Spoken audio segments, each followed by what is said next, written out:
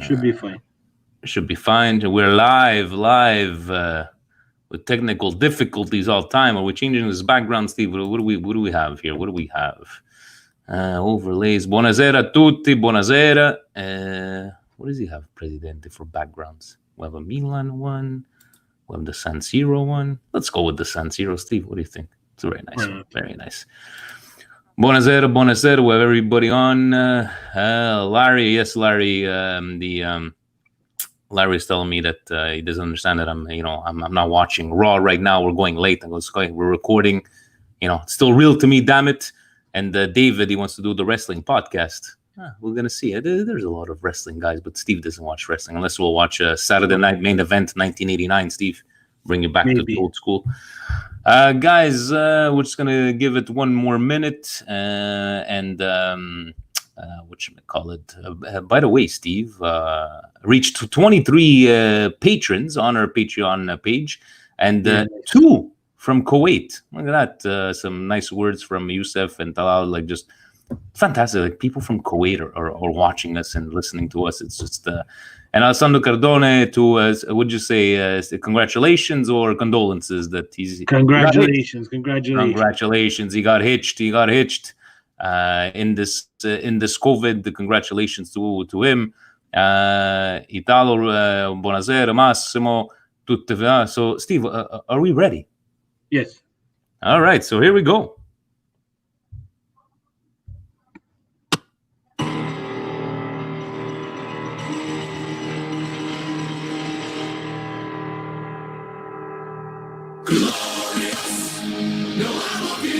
And it's been glorious, Steve. Just the way Bobby Roode used to be glorious.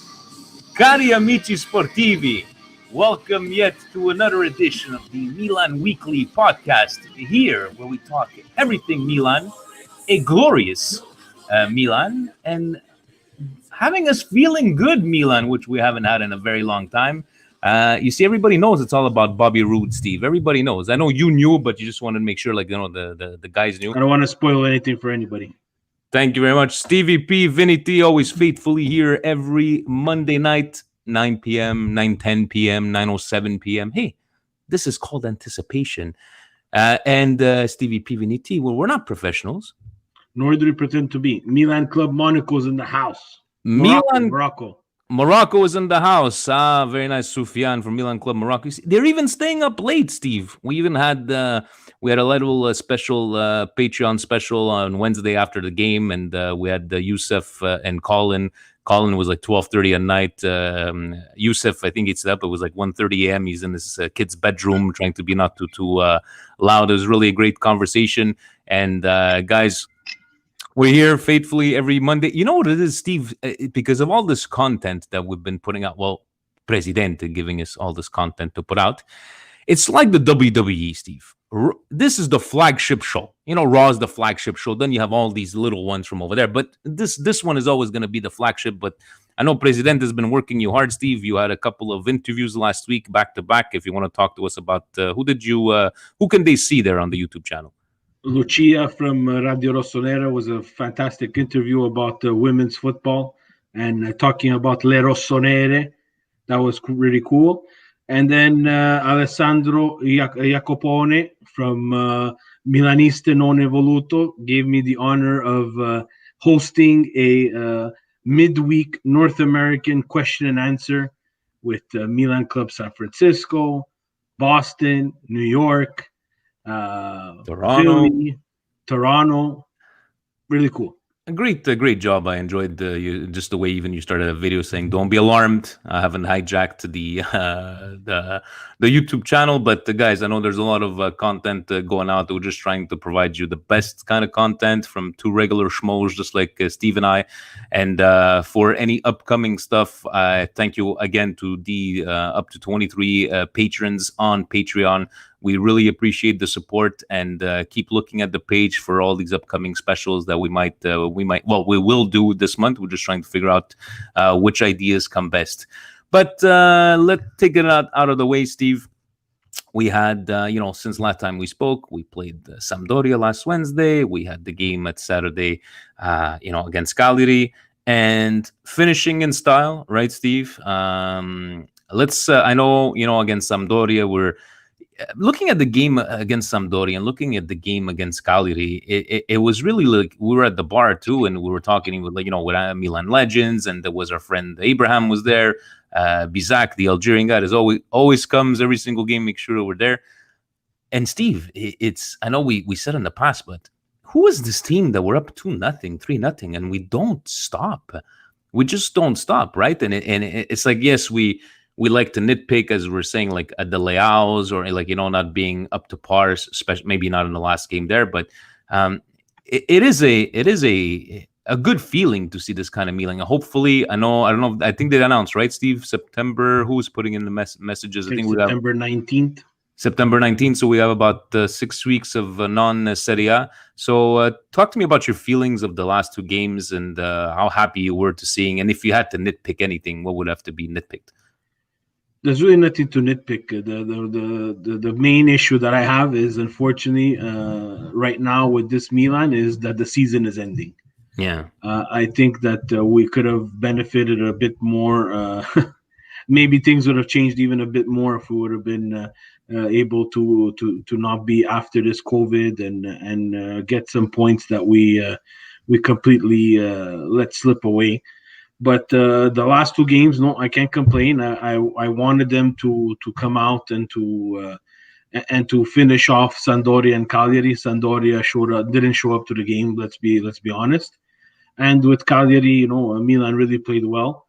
I think it was good on Pioli to get some of the youngsters in, and Zlatan missing a penalty shot, a little bit amare, but he came back and he did the Zlatan thing and made everybody forget about that. But you saw, like, even there was a couple of shots that he missed before that penalty where it was like sure goals, and it just looks like he didn't want to.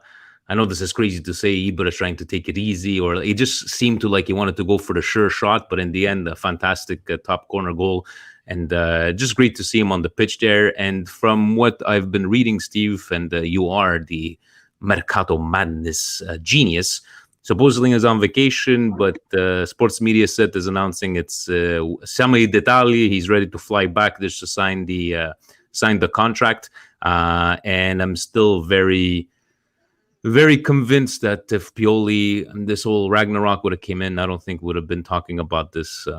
What are you reading about Ibra?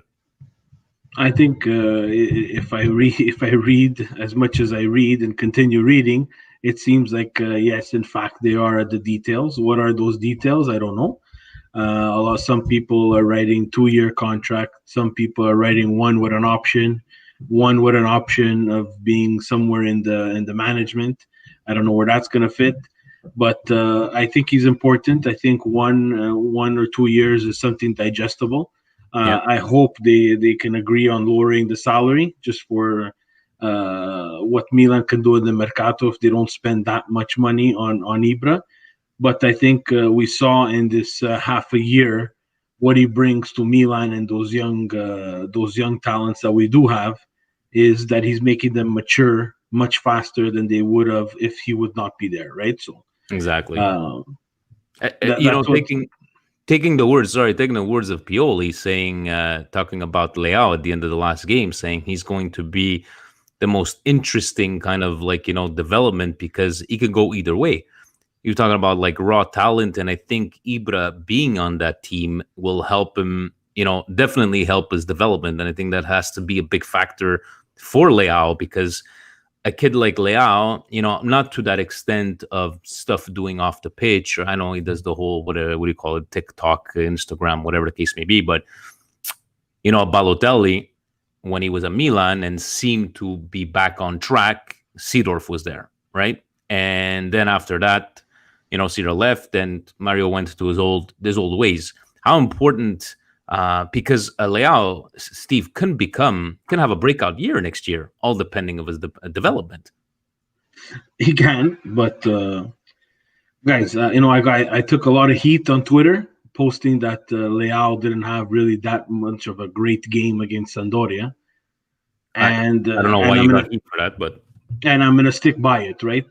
I set the level for these guys very high. especially someone that we spent that amount of money on. Now you're telling me this Ibra, I get this love story and this bromance with Ibra and Leo. That's okay. There is the talent. Excuse me. There is the talent there. But unfortunately, guys, Ibra is not going to be around for a long time, right? What happens? We lose Leo when Ibra leaves, or if he does explode the way he's going to explode. I see the talent. The development needs to be there, but it has to come from him too. It cannot always be an excuse. It cannot be Ibra's going to teach him everything.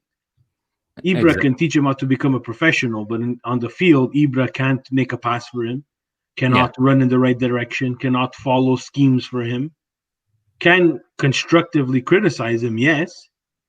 But this year, guys, we got a glimpse of what he can do, and I agree the talent is there. Does Milan have enough time to develop this talent and get to the fourth spot, which should be objective number one? Exactly. And, guys, it's all fine and dandy about Ibra, and he's an immortal and this and that. Ibra's not going to play for the next 5 years. I would love him to, but, this is going to be that year where, we're developing those players and implementing this team mentality, which we've seen, post-COVID, where teams seem to be scared to play us, right? And we're not scared to attack, and we believe that we could win every single one of these games, especially if you look back at these, would it be the Juventus game coming back from behind? So let's see what the upcoming season starts. I know we got a couple of questions to go through. Leao, Chiesa swap, guaranteed. I signed the dot right there. Leao, Chiesa swap. We signed the deal right away. Okay, how much is Chiesa worth on paper? I have no idea. They're gonna want 35 to 40 million for sure. Okay, you know what? I wouldn't mind doing that. How Chiesa is not too old, right? Is he not? I don't think so. He's got to be a young, raw Italian talent that, again, is playing at Fiorentina, which unfortunately Fiorentina has been going through some tough times these past couple of seasons. They're going to get an identity. They're going to keep their coach this year, Fiorentina, and I think it's time for Chiesa to take a next step. If the price is right, I think that fixes our right wing problem very quickly. And again, it also helps that he's Italian. It also helps that he comes from a family that's played the game. His father is Enrico Chiesa. They play at Parma.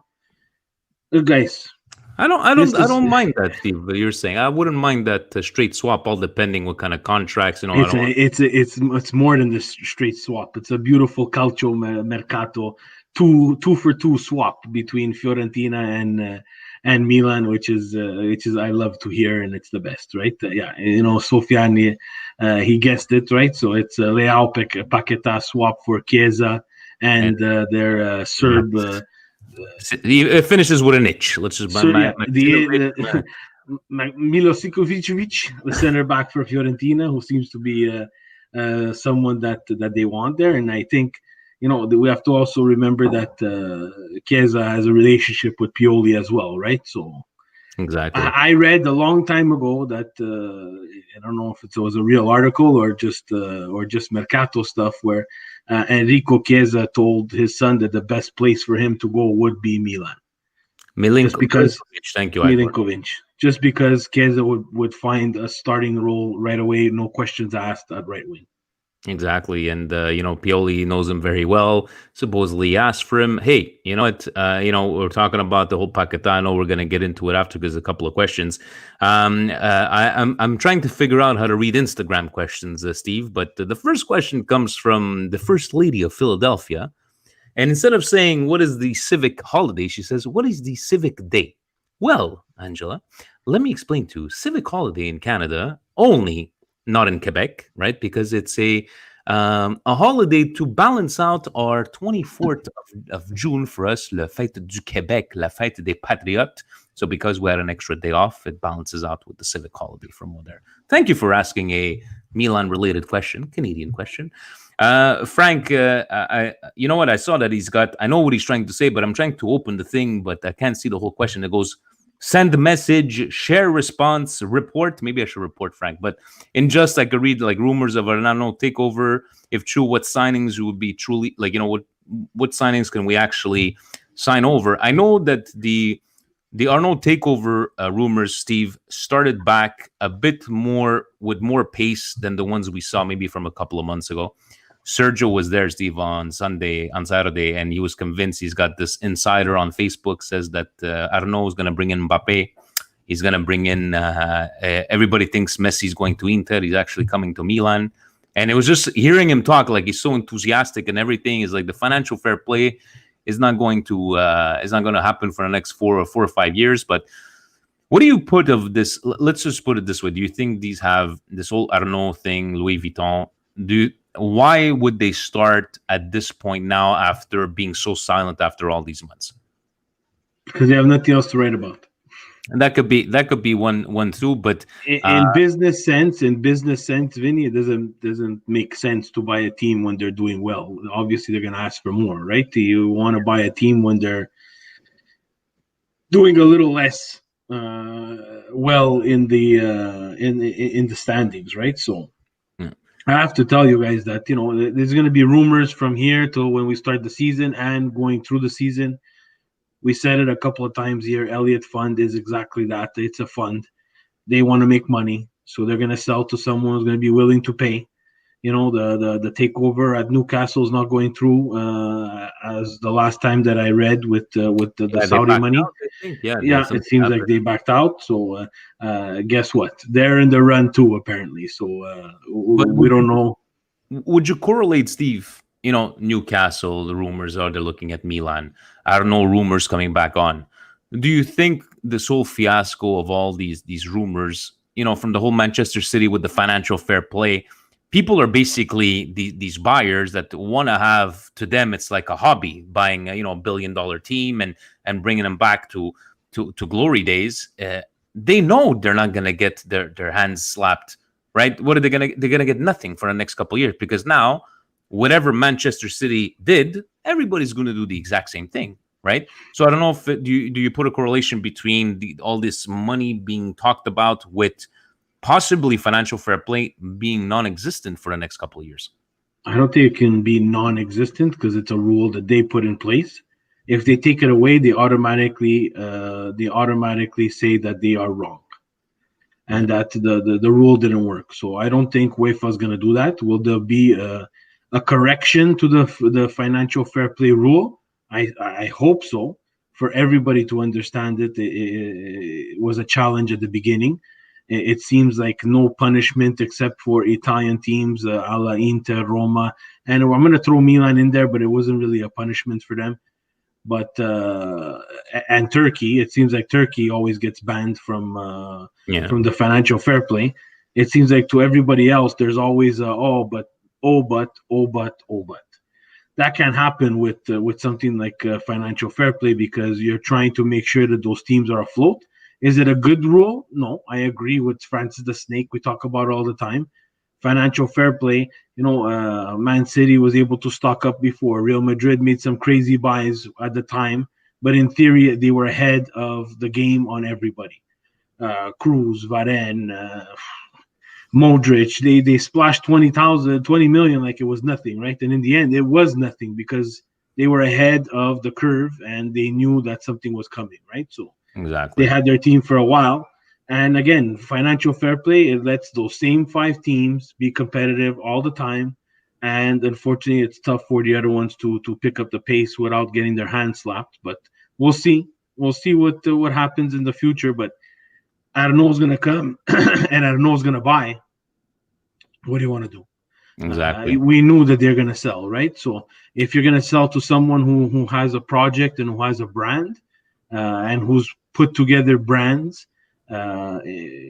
his empire is exactly that. It's a brand, right? Yeah. So and that's Frank, what Milan needed.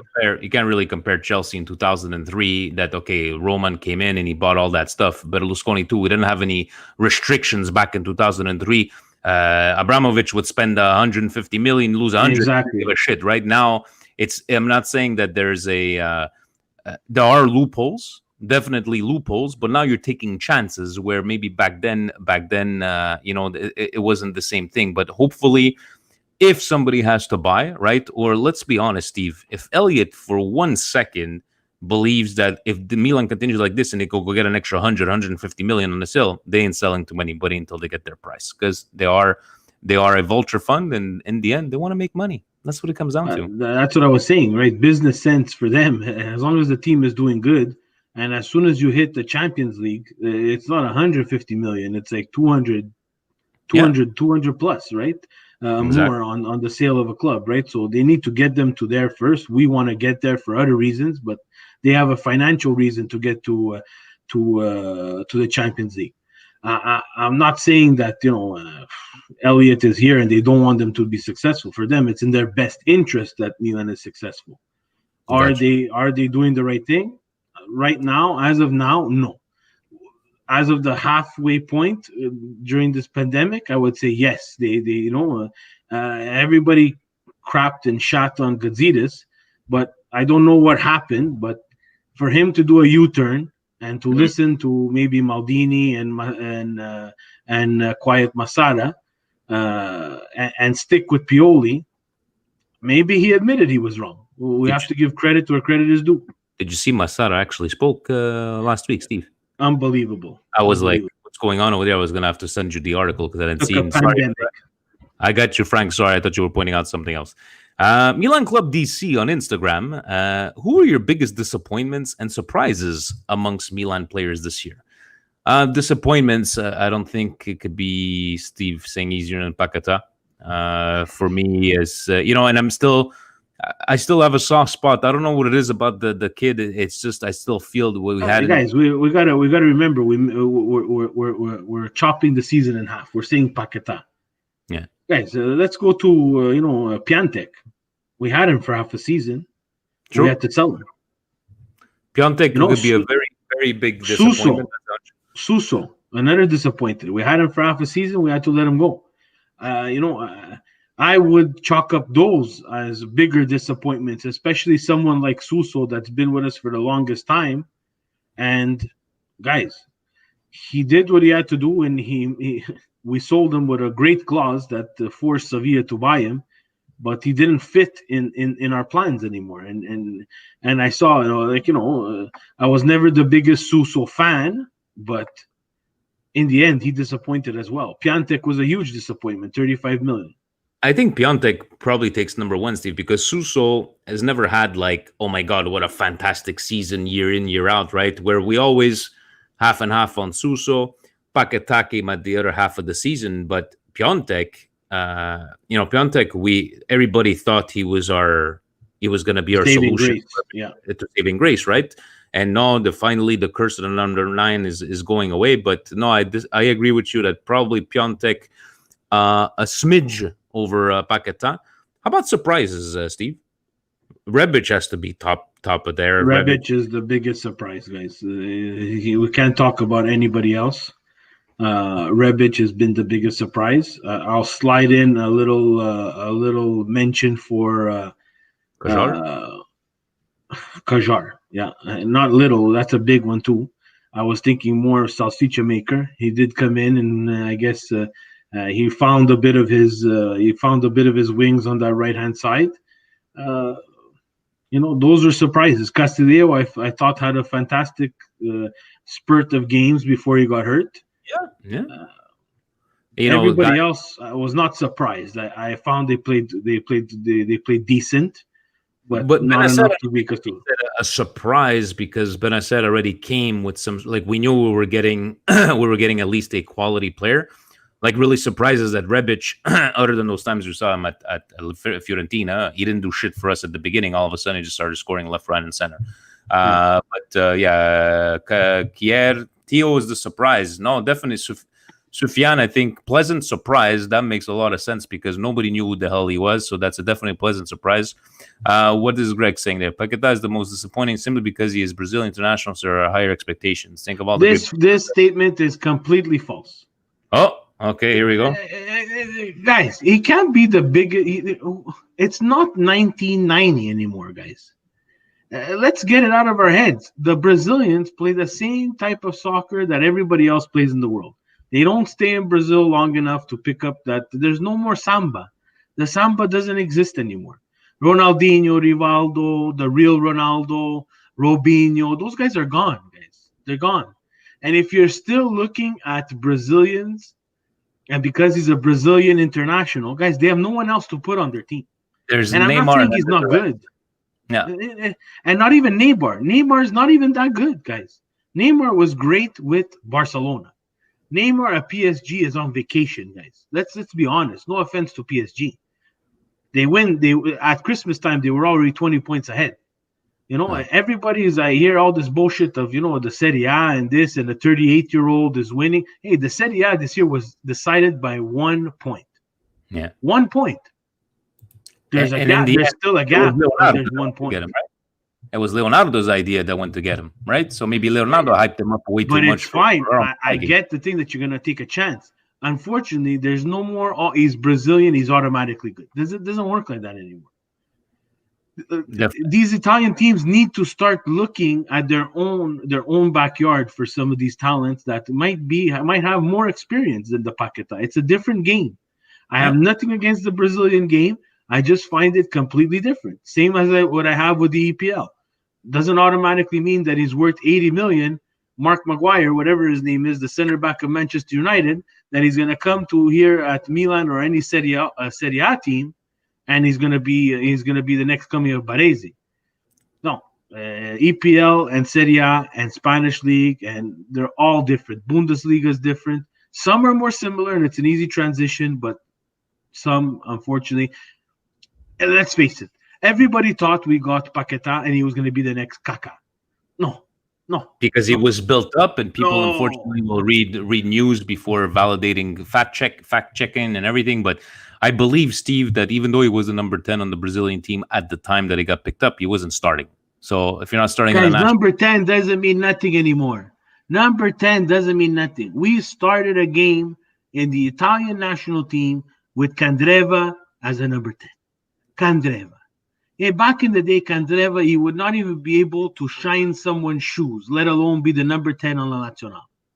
So once I saw that, for me, the 10 is gone. It doesn't represent anything. And imagine.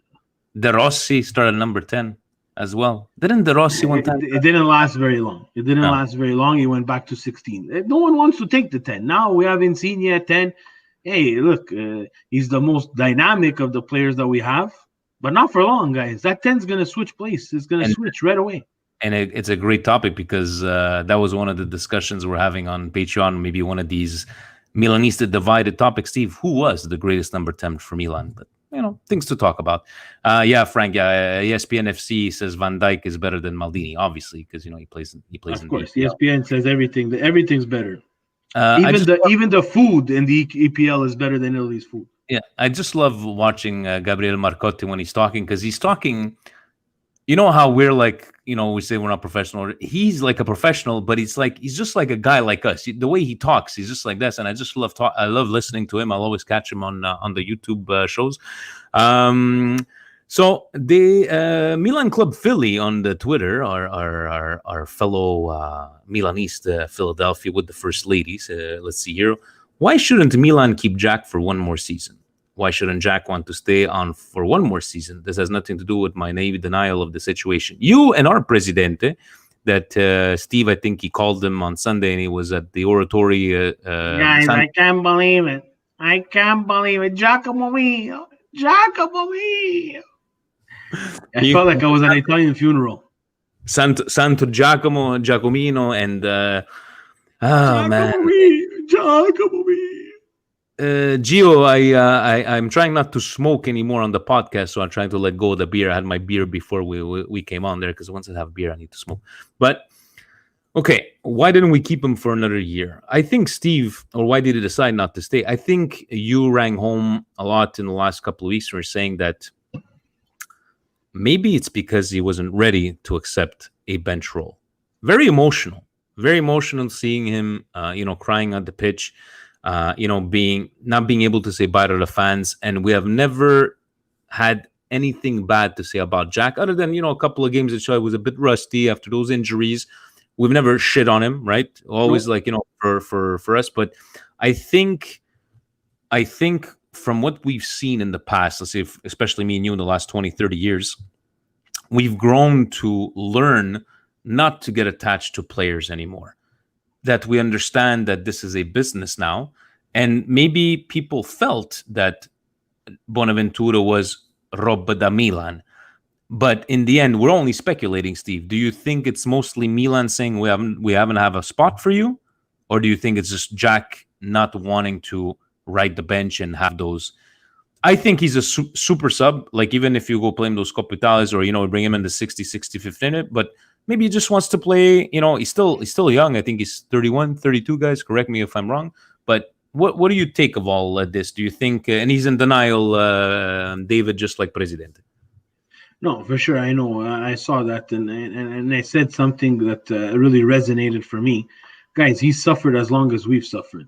So in the end, I give him all the credit for sticking around. I'm pretty sure he did not have to stick around as long as he did stick around to go through all this bullshit that we've been going through, guys. Multiple coaches, multiple ownerships, a faulty ownership, guys. Come on.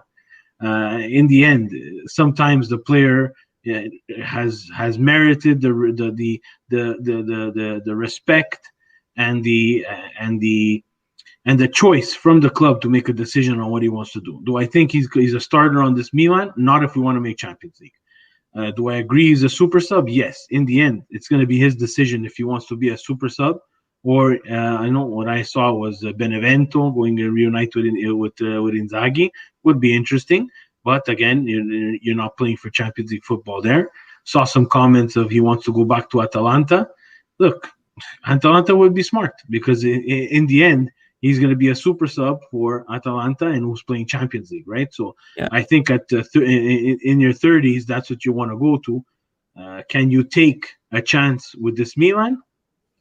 Maybe yes. I like what we've been doing the past couple of games. I hope it continues next year.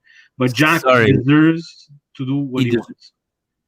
Jack was better player than a lot of fake legends like Gattuso and Seedorf. Akbar. No, Akbar is smoking some really, really hard weed. Really good. Akbar in Russia. Akbar is from New Jersey. New Jersey. Yeah, then you must be smoking something over there. And he says, fandom is all about passion. I'm perfectly okay with getting attached to players. I'm not disagreeing there, David. I think honestly, it's because of players that I think the last player that I really fell in love and was like, fuck, this guy's awesome, this and that. Those years of El Shaarawy, and he was, El Faraon, El Piccolo Faraon, and then it's like all of a sudden, I'm just fed up of getting hurt, So it's like, and I've realized to myself is that no, I'm not going to get attached to these players. Even Donnarumma, right? Even Donnarumma wanting to get attached to a player like that, I bring myself back to, well, this guy, Raiolo or not, right? At one point, after 1 year, he was about to leave and he was playing, So I get you guys. I get getting attached to players, but why isn't that a lot of these players nowadays? Fans nowadays don't buy jerseys with names in the back, other than guys who would be like legends or Ibrahimovic or anything like that. It's because of it. Ask Jan, our fellow admin there, that had Steve, a Higuain jersey, no, Bonucci, and then he went to Higuain jersey, and now he's screwed. Then he changed it to Pjanic, and now he's fucked. Guys, look, I'm not. I love one thing at Milan. I love the colors. I love the jersey. I couldn't care less who plays for them. I've said it 100 times. They will play for my team. They will move on, and once they move on, guys. Look, we were spoiled. There's not a lot of people like Milan Twitter and Milan fans that could say that, we saw 3-4 Champions Leagues. We saw some Scudettos. There's not a lot, guys. There's not a lot. Look, in the past 10 years, there's only one team that could say that they've seen a Scudetto other than Juventus, and that's ours. That's Milan. With players that don't even exist anymore, probably don't even play. Besides Ibra, a lot of those players don't even play anymore. Exactly. So it's not the falling in love. it's the business, and it's the players need to adjust, and the players need to say, hey, maybe I don't have it in me anymore. Maybe I can contribute this way. But again, in the end, someone like Bonaventura has that choice. And maybe if you don't want to, if he didn't, like Gio brings up a good point, maybe his salary had a big factor to say, I'm good to play off the bench, but I'm not taking less than $3 million a year. Yeah. That could be another factor, guys. But in the end, seeing that emotion from Jack, right? He made a decision. He made a decision with his head, right, not his heart. Because if not, like, you can see, like, he just made a business decision for himself. We're always going to appreciate what he did for us, in the last 6 years. But in the end, maybe David, we're going to have a conversation about that on one of these other conversations about, getting attached to players or not. But definitely, David Fante, I'll wear my Borini jersey. Borini non si tocca. Borini, Capitan Futuro, and we're going to bring him back. Did we sell Borini? Or did we put him out on loan? I don't know. He's at Hellas Verona. Leave him there. Rudo Lewis, which is tweeting us from, he's born in Trinidad. We're all over the world, Steve. Ciao ragazzi, don't know if this was asked already, but what surprised or pleased you the most about the season just ended, and what are you most looking forward to the next season? Gotta say, been a while since I've been this optimistic about an upcoming season. So, surprised or pleased you about the season just ended? I think team mentality, Steve. Like seeing them like smile, being happy, having the winning mentality, right? Seeing Ibrahimovic, getting mad at himself, or like getting mad at his players from over there, but just putting everybody in line. I would just have to say team chemistry and team mentality. How about you? Yeah. Let's say from, the way they finished the season. The way they finished the season from a very weird season. We won't see this again. Talking and listening to Alessandro on Milanista Non Evoluto. They had one before our podcast where they were talking, what do we do when the fans come back? What do we do when the first home game, the fans come back and Milan, I don't know, they tie 1-1 or they lose 1-0. Those guys they're hardcore. They were ready to take a stadium ban for the rest of the season if we were gonna continue getting those results, right? So we have to think about that too, right? I know it's something that it's very hard to pinpoint exactly what happened psychologically to this team. Let's be straightforward with that, because it wasn't your regular season. It's kind of like they started all over again. They started like a mini preseason and a mini short season to finish it off. But something changed. Is it going to continue after this 40-something day layoff? I don't know. I hope not, guys. But they're going to have to vacation. These guys are not animals.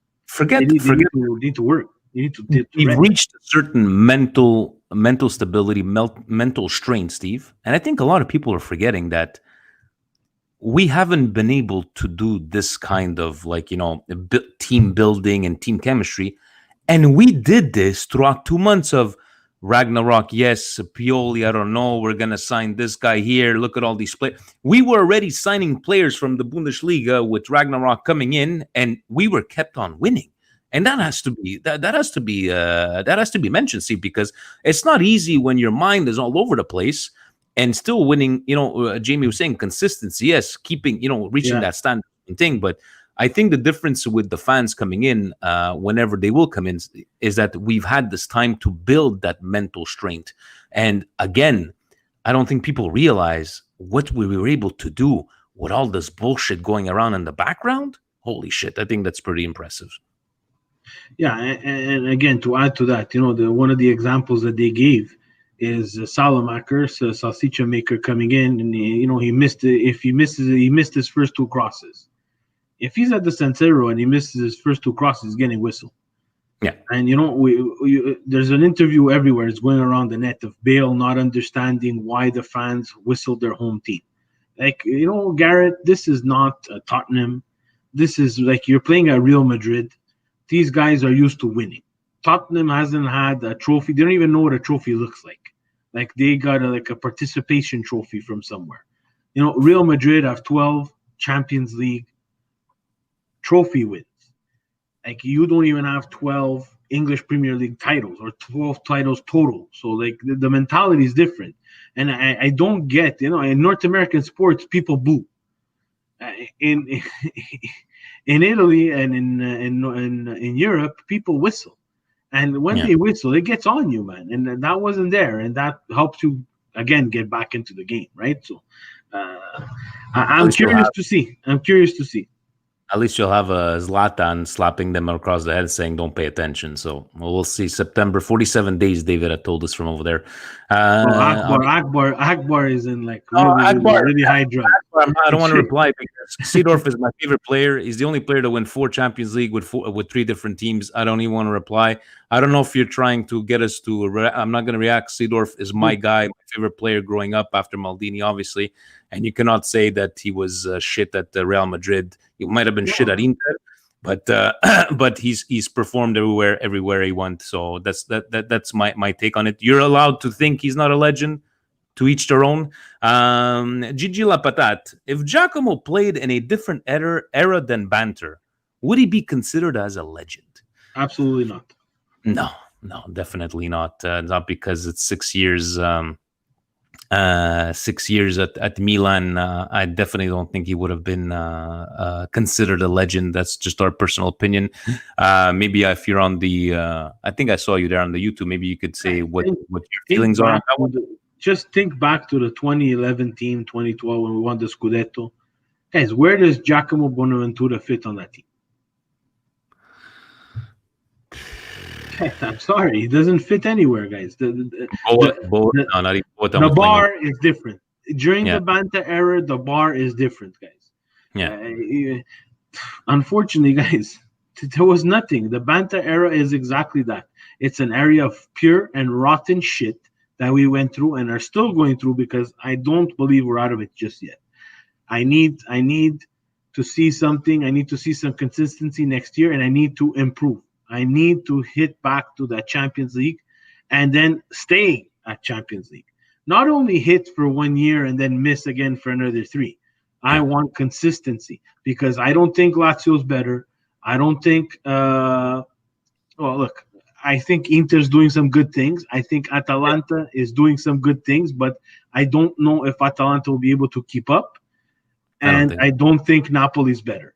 So it's time to retake our place in Champions League, and it's time to start fighting for the Scudetto again, and no more fourth place being the prize at the end of the year, right? So exactly. I want a Scudetto. Neptune was asking us, what do you think about Paquetá? Is there enough time? We spoke about that just before, but I still convinced. I was saying I didn't think he had enough time or playing time, but that's. But if that double swap comes in, I wouldn't say no. Like you're seeing, we're scored. There's no complicated solution for this. You need to make a decision. Are you willing to invest the time to develop, and do you believe that he can turn out to the player that you think you're getting? Yes or no? If it's yes, play him in the right positions. Let's start getting him some minutes. If it's no, start trying to get the most that you can from him, because I don't think that you will have that time to develop. And bring in someone that you think fits the system that can continue, not only for Pioli, but for whoever else is after Pioli. Johnny asked a good one, because Steve, when we were looking for a coach at the beginning, Conte, we both said I would fucking take Conte right away, even though came from Juventus. But he did it at Juve, he did it at Chelsea, he's doing it at Inter. There's a common denominator here, but it's. But I just don't understand what he wants. I still don't get it. I asked Juventini, I asked Interisti guys. I don't understand what he wants. He wants protection. Like he's complaining about not getting protection from the club and from the ownership. I don't know exactly for what. Maybe the whole schedule situation and him talking out and no one backing him up. I get that you're not getting it, but you have to remember your owner is not Italian of first language. So it's not going to come from there. Is it going to come from Marotta? I don't know if it's going to come from Marotta. Inter has done a good job of staying out of this controversy and out of these soap operas. But Conte, the last game of the season, he just brought them back in, man. Put a whole bunch of question marks everywhere. I don't know if he's trying to take away the pressure for Europa League because he thinks he could win it. And if the pressure stays on him, maybe his players are going to be able to perform and try to get that victory because they could still make the Champions League, right? They have that other wild card. But I don't know. He talks about that protection when Milan and Pioli were dealing with questions for Pioli's successor in the middle of the year. And exactly. And Pioli didn't get any protection. He didn't get anything. He didn't get nothing from Gazidis. He didn't get nothing. He got a little bit from Maldini. Maldini did come out, but again, risky stuff that could have destroyed the whole season again. And the season wasn't that great to begin with, guys. So it could have destroyed the whole second half of the season. It would have been around that 10th and 8th spot, right? So, and we're going to be revisiting this season bit by bit, Steve, and we're going to see how bad it was. And to Francesco, we never said that not having fans was the only reason. We just said that maybe might be one of the factors that helped them build this mental strength. And yeah, the first game against Genoa, I remember watching that game and was fucking shit. And it was the first time without fans, but I think it just grew with time that, they got used to no fans and all that stuff. But no, we're not saying that, we're not giving the kids credit. We're giving Ibra credit for the team themselves, even Çalhanoğlu, like coming out of nowhere and scoring all these goals, but definitely a factor to be considered. Ivo is asking, hello boys, do you think we need another center forward in case Zlatan needs a rest or is injured? Or maybe Rebic or Leao could do this job occasionally and we could have saved the money for another position. Leao, Steve, correct me if I'm wrong, but have we not tried him at one point as a center forward and it completely flopped? I know we haven't played him 10 times there, but that's the big question with Leao. Tell me what position he plays. Winger, I think. I don't know. I have no idea. Segunda punta, but would you go for another center forward? They need someone. You have a 38-year-old up there. And 39. They have 2 people, 39, and they have 2 people that are not pure strikers. So definitely because you're saving money for where? We're going to do the same thing that we did with the middle of the field. We're going to wait another 10 years to get a striker that could put the ball in. Yeah. You're saving the money because this person who's going to come in is going to need to understand that he's behind Ibra all the time. He's going to be a backup for Ibra. Are people going to? Is it young? Is it old? We don't know what it's going to be, right? We don't know what direction they want to go. But it cannot be Leao and it cannot be Rebic. And if it's both of them, you're looking at a change in formation for sure. And Jamie's saying, the second strike, maybe Jovic. I think all these suggestions would have to be, don't expect coming and taking away Ibra's spot. Ibra, even if he's injured or if he needs a day off, well, not that he would need it, we would have to force it on him because it's not going to come off.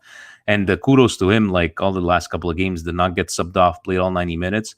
And another shout out to Team Frank, Steve, from the post-COVID, did not miss a fucking minute of play. This guy is just out of this world. Team Frank all the time. And but in the end, like, the second strike would have to be a guy that's coming in to say, you know what, I'm gonna come in as like maybe a young striker, just support to Ibrahimovic. Don't come in as I don't know, people were talking about, who was it, Olivier Giroud and any of these old guys. Like, if these old guys want to come in and just play off the bench for 15, 20 minutes and not ask for $10 million a year, who knows? But if you go get one of these old guys, you're not developing because Ibra's not going to stay forever. Who knows with the Mercato? And like you said, Steve, this is your favorite time of year, obviously, the Mercato madness, so we'll see. They have to decide what they want to do. Do they want to get someone young? Jamie's saying Cutrone. Cutrone would have been a good solution to have, but Cutrone, I believe, even when he left, is because he wasn't happy coming off the bench, where we thought that he was the best coming off the bench, right, Steve? And then went to Watford and continued to come off the bench, and then went to Fiorentina and continued to come off the bench. So basically, there you go, someone not really, someone in the player's ear, giving him false expectations of what he can and cannot do, and losing about a year of his career. Because coming off the bench would have been probably better for him to come off the bench here at Milan, right? But Milan sold Cutrone for pure profit, which is what they needed to balance the book. So I think that was going to happen nonetheless. And here we go. We're gonna start the Cutrone stuff again, guys. I want fresh blood. I want new people. I want guys that have had Serie A experience, that they're young and we want to develop and are not going to cost a lot, because that looks like what that's going to be. Exactly. And I love how Zvonko asked us a question like unrelated to the day after last Monday. And it's actually interesting. He's like, I know it's Tuesday on Monday and I'm way off, but now it would be great to get someone who actually is involved in design of the new kits. How does that work? Is it Puma alone, or is Puma together with Milan? Is there somebody, taking care of that? And he goes, maybe you could get him on the podcast. Sure. We'll send out an email. But that would be interesting, Steve, to find out what's the process. Is there a designer? Is there, speaking of the New Jersey, your take? I'm going to ask you, how did you like it? Very nice. I liked it more in person. I want to see it in person. Right? The Pasquale saying Cutrone sale, another great Maldini move. In the end, came out good at 25 million there. But the design itself, I would like to find out like where did they come up with this. But I like it. I really like it. I like it a lot more seeing it in person. And the design is from what's that piazza called there? Sorry guys, let me know that. I thought it was like the motif inside the shop. Dave is gonna come. He's gonna come. I'm not even trying to pronounce it. He knows when we talked about it, guys. Look, the big stripes. I'm a fan of the big stripes. I like the Italy jersey with that was supposed to be for this Euro, having kind of that pattern inside of it. I like this one for Milan. Look, it's sharp, man. It's sharp, and we just got to be able to start buying it here in North America. Oh, Steve. Not decido niente. But whatchamacallit, the Galleria, thank you, Vaz, but they haven't revealed basically officially the white one and the third one, correct? No, officially. We do things at Milan with Puma that only Milan and Puma do together, because apparently Manchester United, they have 7 jerseys, they're all released. But that's not like us Milan fans that we have to get scolded like last year when the store had the jersey up on the rack at Evangelistas and posted a picture, and God forbid, sorry guys, God forbid we get some excitement for a jersey. But man, anyways, so Steve, we went through all the questions. Stay tuned, guys. We're gonna try to do yearly review like we've done the other years, come up with different topics to talk to you guys about, maybe not an hour long, but Steve, David's saying we can be 250 people inside, so you can basically come over now. But guys, it's so much easier for Steve this way because coaching his kid, everything. So instead of him rushing home, getting ready, driving all the way over here, setting up, gets on top of the computer, and it's done. And we did purchase this software, so might as well use it. But obviously, I miss Steve when he comes over here. We need that face-to-face once in a while. No bello cafe, and a cigarette, and then we go on, right? So we'll see what we could do from there. Steve, any good indigestions of the week? I don't know, man. I think I want to give it to Akbar there because the conversation is still continuing. Akbar, man, if you need help, please reach out to someone who's close to you in New Jersey. Maybe Frank could give you a hand there because I don't know what happened to Akbar tonight there. He's giving me a little bit of indigestion, and the rest of the comments I see there that as well. Was like Montari and Sidorf was like Honda. Akbar, I'll respect your opinions. I would just like to pick your brain one day. What opinion are you respecting? Because everybody's entitled to their opinion. But he might be the only one that thinks like this. This is I just don't know where he's getting this from. I just don't know where he's getting that. I could do a podcast. Sidorf is like Honda. Did he ever watch? He says he hasn't missed a match since 1992. I'm sorry there. Maybe Akbar, go to the optometrist. Get those bifocals checked, buddy. Because I don't know if I'm gonna go just something simple. Honda, his first 3 corner kicks that he took for Milan, he created brand new angles in mathematics. I'm gonna leave it at that. There's new angles in mathematics because of Honda. I mean, I'm gonna give him that. First of all, the Seedorf is not spelled with a Z. That's already a problem, right? And you gotta take Yeah, I know he's stirring the pot, but at a certain point, Dave, the stupidity is stupidity. Stupidity Yeah. in, stupidity out, right? Sorry, Let's be Akbar. You honest can't here. compare Gattuso. Can't compare Gattuso World Cup winner and what he was able to do with that team there Was against he probably the best. Was Gattuso the most talented player in the world in that World Cup team? Absolutely not. But Gattuso Steve, knew his role. if Gattuso knew his role and he was playing against the best fucking players in the world during all those years and he still fucking managed to go watch Gattuso versus Ibra, go watch Gattuso versus Cristiano Ronaldo and see if Gattuso did his role perfectly fine, not like Montari. Indigestion of the week, Steve. Oh, guys, yeah, I don't understand Serie A how they do this. They have like the Knights walk for the refs. Like, what the fuck is going on over here? Like, They celebrated Juventus giving a send off to what was that for the raid? That's what you're talking about. Yeah, for the referee. Like, come on, guys. Like, I don't know if they're doing it to mock everybody and for everybody to get on board with that stuff. Guys, come on, man. It's like people will always refer back to Juventus and referees. People will do that. Some people are to the level of Tommy, and some people are to the level that let's have a conversation about it. Why do you even do this? Like, it doesn't make any sense. It's like Sarri. It's like Sarri talking about penalties. What are you doing? Like, just shut your fucking mouth and just not it. Just a bad image for Syria.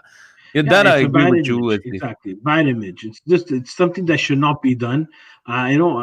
I see it sometimes in hockey if it's a linesman or stuff, but it's not the same as what's going on. It's not the same story that everybody's just going and talking about every single time with Juventus and the refs, and it's not the same in North American sports. We see it in hockey. The players lift their sticks or they smash their sticks on the boards. With Juve and the refs, there should be no high fives. Or Steve, there's two teams in that game, is there not? Yeah, put everybody there. Put everybody, not just Juventus. No, okay, campione d'Italia. Anyways, I'm just going to go with il fisioterapista della Lazio calling Gattuso un terrone di merda. If you guys do not know what terrone di merda, it's an insult to Southern people like Steve and I, referring to Napoli as Southerner, and supposedly Gattuso said, "Come here, tell me that to my fucking face," and then he had to go apologize. It's horrible, horrible, horrible that in this day and age, again in Italy, which racism is still rampant, and from all the shit that Napoli has to go through, Lazio of all teams, and you go call as no fisioterapista to Gattuso of all people, no terrone di merda, in a game that means absolutely shit. You're not gonna win Scudetto. You're still doing Champions League. I just found that was fucking disgusting, Steve. I don't know if you saw that incident. Yeah, I agree too. There, just the refs took the cake. Imagine this. For me, it's just I can't believe they're still talking to each other like that, right? And who is the philanthropist or the physiotherapist on Lazio? Who the fuck are you? Who the hell are you? And this is the coach of Naples. He's been a coach. He's been a player. There's no more respect. There's no more respect. I'm the ref. I let Gattuso go at him. Gattuso go at him. And let's see what Gattuso's gonna do. Exactly. Feel good moment, yet bittersweet for me. Emotional moment would have to be Steve. Jack. Just that display of emotion that he showed. That for me made me feel really good.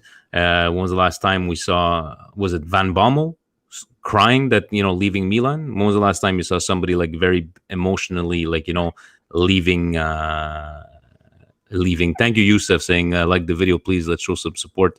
And his indigestion of the week was Pirlo's comments about Milan. I'm going to talk to you about that one there, but just to say, for me, the feel good moment, Steve, honestly, like the emotional part of Jack, which we have not seen in a very long time. We see it a bit with Cutrone, but not to the level of Jack. Do you feel the same way? Yeah, that was a feel-good moment of the week. That was actually a bit sad to see him like that there. And again, not having the ability to say bye to the fans, which sucks. I also felt good, guys, and it's something that was a little bit overlooked against Cagliari there. Pablo Letti getting on. That was pretty cool. I think both teams stopped and gave him a thing. I think the guy had like 2 massive knee injuries. I know because I had him in Fantacalcio, obviously. I'm sorry, Pablo Letti. I will not select you again. That's probably on me. because I'm the Scarogna when it comes to Fantacalcio, that's for sure. But that was nice too. Someone, both teams recognizing Calabria, even going over and giving him a hug. That's cool, man. That's really some cool shit, man. I like that during the game. After the game, I agree. The didn't really feel good. I'm just a bit. I wish I would know what really, for him to be crying like that. I know a lot of people are saying maybe he's not gonna leave. It's gonna be a bit shitty if he doesn't leave, right? He's gonna have to go through this again. Or it could be like I was saying, is that he made a decision with his head as a business decision, and now his heart's coming out, and that's why for me it was a feel good. The emotion I showed, and Jamie probably Kakan the second time had some tears from there.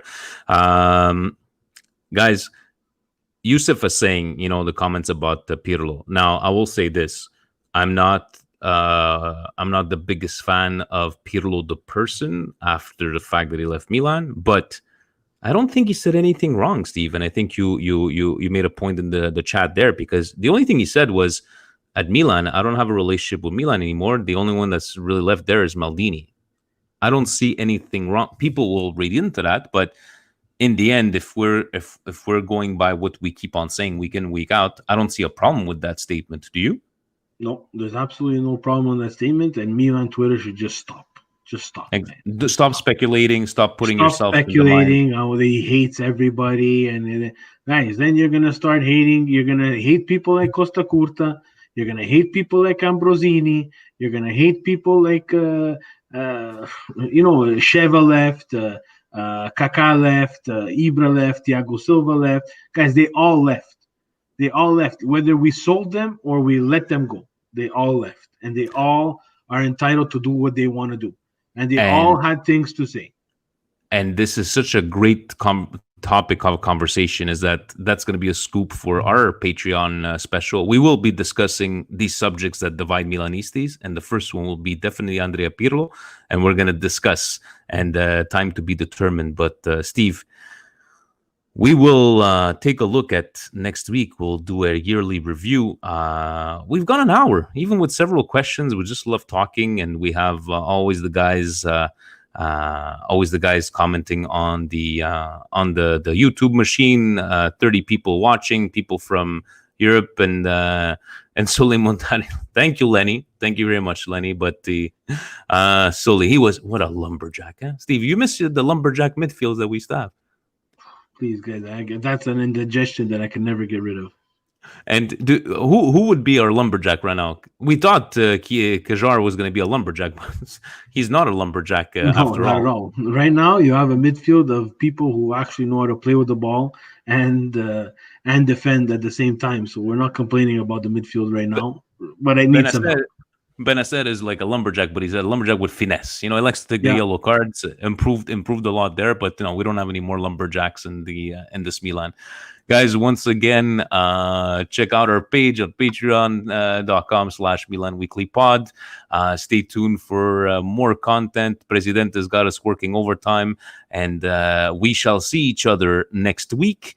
9:05, 9:07, 9:10. Who knows? It's building the anticipation. Put your notifications on. Thank you very much, Steve. Ovunque e sempre. Frank Antelope. Ma per favor, Madonna. You hold on. Costa Curta retired in the shirt. Ambro was given what? Less respect. What is he saying? What is he saying, this guy? The whole time, all is garbage comments. It's all garbage. It's all spewing garbage. What is this now? Costa Curta retired with the shirt. Okay. And Costa Curta doesn't work for Sky. Ambro was given less respect than Pirlo, that I agree with. Because Ambro, we fucking retired a la merda. He works in the media too. Sheva left when his wife wanted to leave, yet they all have been respectful to the club. Pirlo still complains. He complained in his book. The only thing he said, he does not have a relationship with Milan. That's the only thing that he said. Let's not read into it. You like stirring the pot. Now, Steve is going to get all agitated. He's going to have to call me. He's going to have to yell. I'm going to have to calm him down. I'm going to bed. Guys, over here, Akbar and Frank tonight, indigestion of the week. Both of them. You guys are the best. Ovunque sempre. Forza Milan. Ciao, guys.